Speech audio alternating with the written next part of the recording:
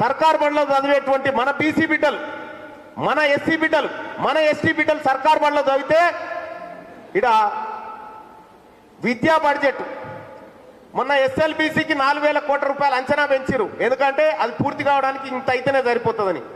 మన hostel పిల్లగాళ్ళకు mess ఛార్జీలు పెంచిరా. 37 రూపాయలలో 3 పూటలు తింటారా ఎవడన్నా? 37 రూపాయలలో 3 పూటలు తింటారా? మీ పిల్లలు తింటుర్రా? మన పిల్లలకు స్కాలర్షిప్స్ ఇచ్చే కాడ అంచనాలు పెరిగాయి. మన పిల్లలకు మంచి దవాఖాన కట్టే కాడ అంచనాలు పెరిగాయి.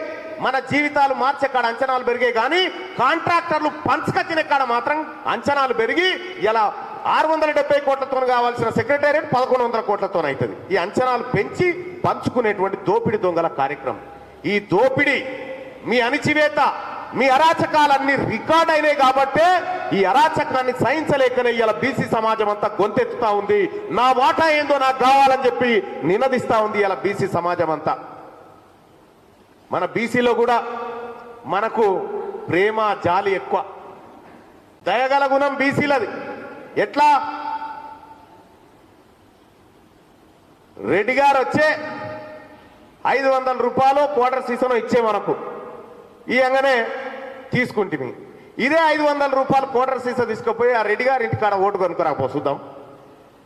అమ్ముతారా వాళ్ళు? మేము ఓటు అమ్ముతా అమరా అంటారు. ఎందుకంటే వాళ్ళకు ఓటు విలువ తెలుసు కాబట్టి. అంబేద్కర్ అనుకే నేను పదే పదే చెప్తా ఉన్నా, ఓటేసేటప్పుడు అంబేద్కర్ పరదాటం కట్టింది. ఎందుకు కట్టిందంటే ఆడికి పోయినాకనన్నా నీ బీసీ వానికి నీ వానికి ఓటేసి నేర్చుకోరా అని చెప్పిండు. కానీ మనం అది అందుకోలే.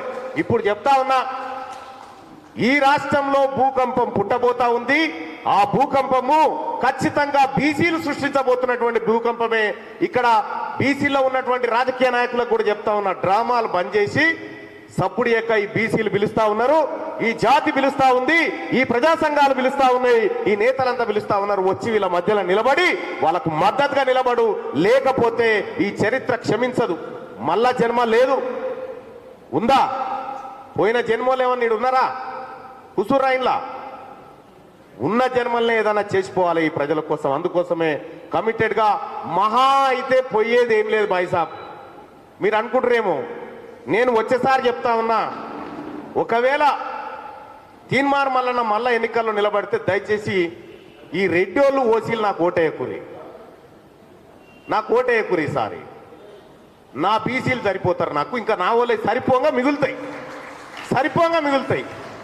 మీరు ఈ మాట చెప్పురి, మీరు ఓటేయకూరు అని చెప్పురు చూద్దామిగా. కాబట్టి ఇంత మంచి కార్యక్రమాన్ని ఈ భవన్లో నిర్వహించినటువంటి నిర్వాహకులకు ధన్యవాదాలు తెలియజేస్తూ, ఎక్కడ ఏ చోట బీసీల వాయిస్ వినిపించినా ఖచ్చితంగా తీన్మార్ మల్లన్న అక్కడ ఉంటాడు.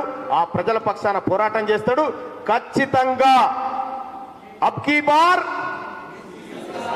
Bar thank you.